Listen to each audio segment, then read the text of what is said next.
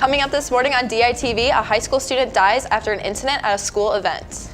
And later, we take a look at how Iowa City is getting ready for the holiday season. We take a look at Iowa's reaction to earning a trip to the Pinstripe Bowl. And we'll also recap Iowa's wrestling walk-off victory over Illinois. We are beginning to see some seasonal temperatures. I'll tell you more in weather. We've got all that and more coming up. DITV starts right now.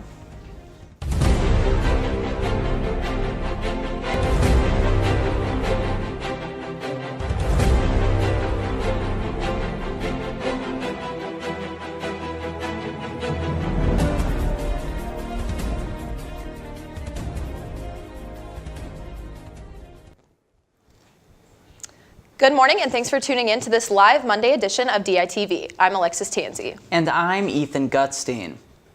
An Iowa City student is dead after being injured at a school event over the weekend. The student fell off of a ladder while at an event at the Iowa Mennonite School in Kelowna.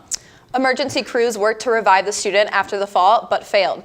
The student was pronounced dead at the University of Iowa hospitals and clinics on Friday night.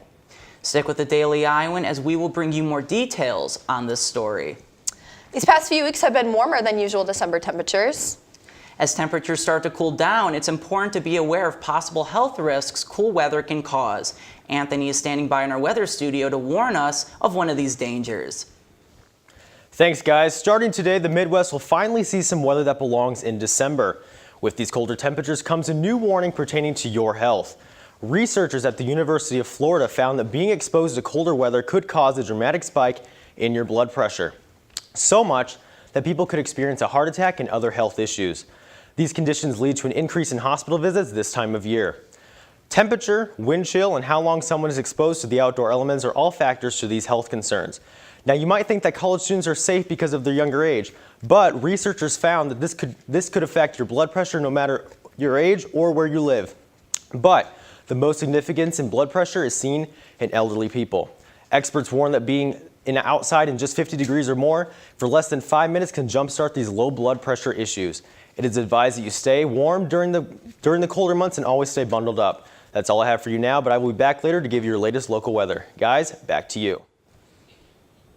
Thanks, Anthony. Senate Republicans are celebrating after a narrow vote to pass their tax rewrites. The Senate passed the vote Saturday in a vote of 51 to 49. If passed by the House, this will be the largest change to the U.S. tax law since the 1980s. Senate Democrats are causing an uproar over Saturday's vote. They claim it was unfair that they received a nearly 500-page bill just hours before they were expected to vote on it. Students planning to use the Summer Hawk tuition grant will have to do so this year. Due to state budget cuts, the UI will eliminate the program after the 2018 summer session. The Summer Hawk tuition grant is an undergraduate program that allows students in-state to take summer courses free of tuition. Out-of-state students can take classes at a reduced rate. In a statement, Associate Provost Lon Moeller said, quote, "The University of Iowa is committed to finding new ways to meet the needs of our students. We need to focus on sustainable ways to help students graduate on time and receive the highest value education we can provide." This cut is part of a move by UI officials to lower spending after the Iowa State Legislature cut funding to the UI by $15 million last year. This week begins the term of Jay Brooks Jackson as Vice President for Medical Affairs and Dean of the UI Carver College of Medicine. Jackson previously served in the same position at the University of Minnesota. A welcome reception for Jackson is being held Wednesday from 5 to 6:30 p.m. at the Paul W. Breckler Press Box at Kinnick Stadium. The event is open to the UI healthcare staff and the public. We'll bring you more on this event on Thursday. Well, the holiday shopping season is in full swing. That's right, Ethan. We have DITV News reporter Mackenzie Cooper in the studio to tell us about how Iowa City is encouraging us to shop local. Thanks, guys. That's right. This weekend, the Holiday Thieves Market took place at the Iowa Memorial Union, and I got to check out what it was all about. The market first began in 1973 as a way to give the University of Iowa students a place to showcase and sell their artworks. It soon expanded, and artists from all over the country began attending this annual event to showcase and sell their works of art, turning this into a fine art show. This event not only appeals to retailers, but also to consumers. This gives them an opportunity to shop local for the holiday season.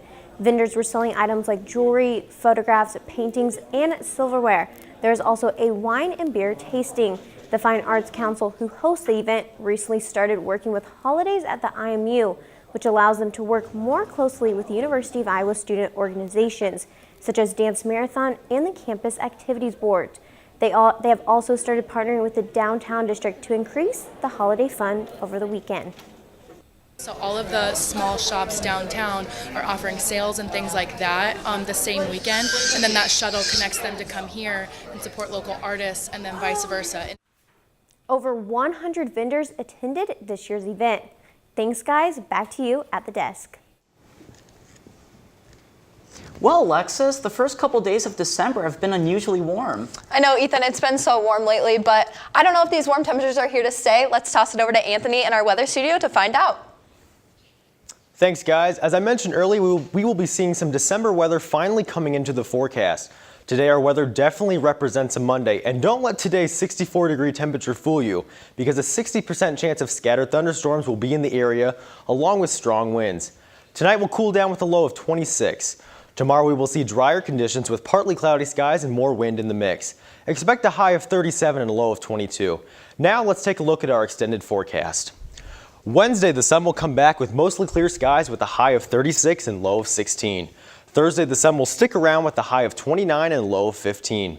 Friday, the clouds roll back in with highs in the lower 30s and a low at just 10 degrees. Saturday, expect sunny skies and highs in the upper 20s. Sunday, the outdoor conditions will remain about the same with highs in the mid-30s. Well, with this kind of weather, it's the perfect opportunity to stay inside and prepare for finals week. That's all I have for you now in the weather studio. Guys, back to you. The holiday spirit is back in Iowa City, and one popular holiday tradition kicked off this week. DITV News reporter Jahisha Thomas stopped by the Santa Saturday workshop this weekend. Saturday came with a little more than warm weather this past weekend. As in downtown Iowa City, I got to stop by the local film scene where a special visitor was joining downtown to spread that little more extra joy that we all needed. Kids were drawn to the Santa Saturday workshop to enjoy sweets, goodies, and getting to meet the jolly old fella, which was kindly sponsored by the film scene. And between all the joy and laughter, I managed to grab a quick word with the jolly fella himself. Is given generous recompense to sit here and be hugged by children for about 3 hours. I'm willing to take on this arduous task at any time.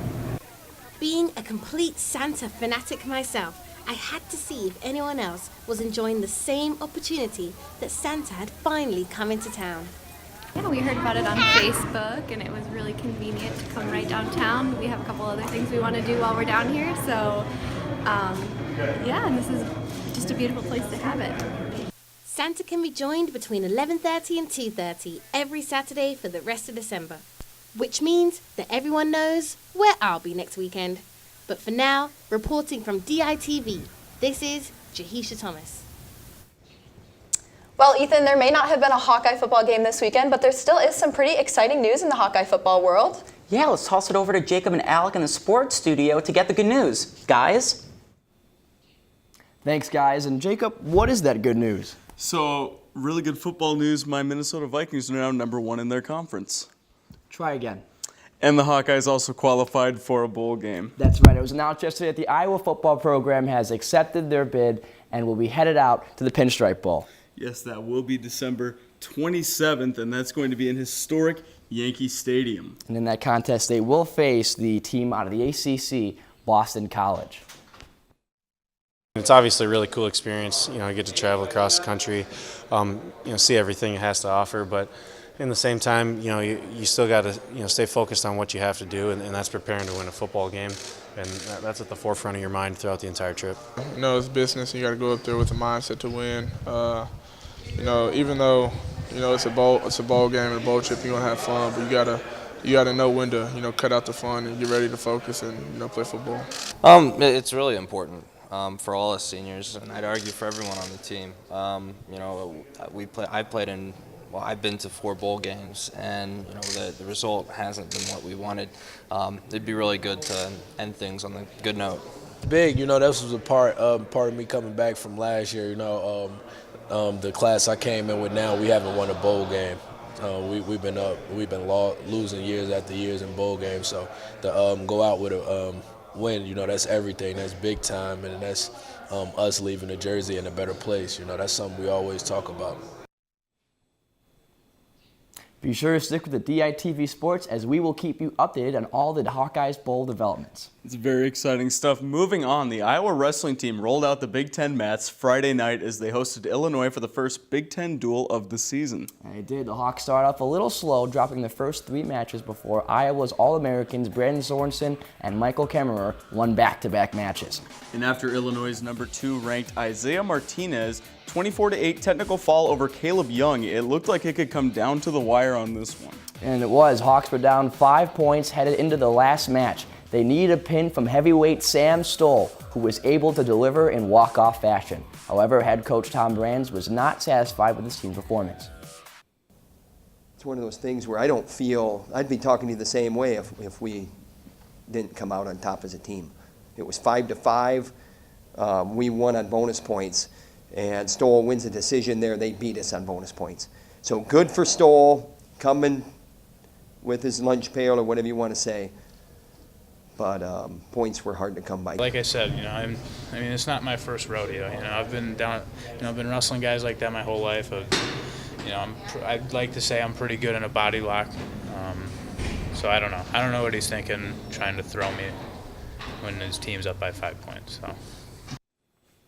The Hawks will head out east to take on Rutgers and Maryland this weekend. Well, another news following a rough tournament loss in the Cayman Islands and a blowout loss to Virginia Tech, the Hawks look to bounce back against their Penn State in their first conference matchup of the season. Penn State got off to a quick start, taking an early 11-2 lead over the Hawks just 3 minutes into the game. Iowa fought back to cut Penn State's lead down to 5 as the Nittany Lions went into halftime up 39-34. Iowa rallied in the second half behind a standout performance from Tyler Cook, who finished the night with 23 points and 12 rebounds. The Hawks brought it within 2 points in the final minute of the game, but just could not finish as they fell 77-74. Everybody on our schedule wants to beat us. Whether we're here, we're there, it doesn't matter where. And I think once we get that mindset, then things will start going more smoother. But right now, we're just letting teams set the tone. We usually all come in with the really intense focus on making sure we take care of our job on both ends of the floor. And then I think we'll start seeing better results. So our offense looks really good at times, but we have 18 turns. And we make 4 threes. Our defense is really good at times, but they scored 11. It was 11-2 to start the game. You can't get that 11-2 at home to start the game. We were not aggressive enough. We were not connected together. And, so I think the word is consistency. Like we're really good at certain things, and we're not good at all at others. Iowa now sits at 4-4 this season and will be back in action tonight as they head to Bloomington to face the Indiana Hoosiers. That's all we have in the sports studio today. Come back tomorrow for a look at the Iowa women's basketball team and how they did this weekend. And don't forget to tune into our nightly segments. Tonight is Around the Big Ten with Lucy Rodine. Guys, back to you. That's it for us this morning on DITV. Be sure to tune in to dailyiowan.com every Monday through Friday morning at 8:30 a.m. And if you are on the run, you can listen to our newscasts on KRUI 89.7 FM. And as always, remember to grab a copy of the print edition of the Daily Iowan. For Daily Iowan or for DITV, I'm Ethan Gutstein. And I'm Alexis Tansey. Thanks for watching and have a great day, Iowa City.